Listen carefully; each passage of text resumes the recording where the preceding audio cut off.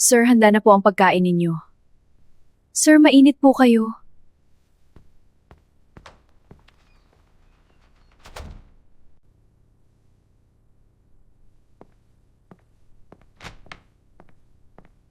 Sir, kailangan mo uminom na po kayo ng gamot, ta.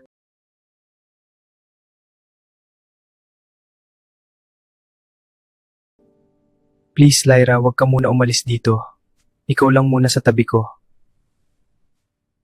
At pwede ba wag muna akong tawagin na sir, kundi Leon?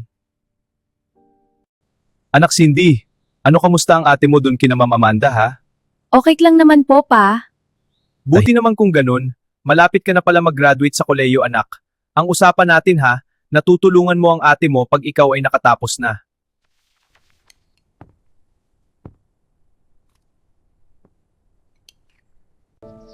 Paano kaya kung pumunta ako kay ate ngayon? Ang boring kasi dito sa bahay.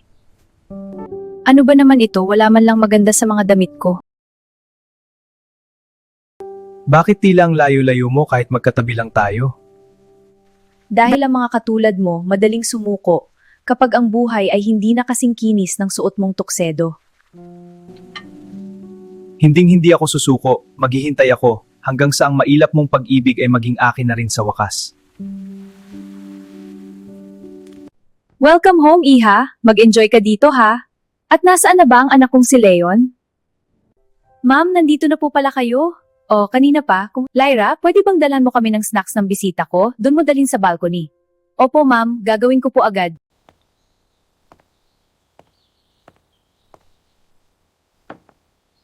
Ang ganda po talaga dito sa probinsya, sariwang hangin ang malalanghap mo. Claire, maiwan muna kita dito ha at may kailangan lang akong asikasuhin. Leon, I miss you. Claire, why are you here? Who is with you?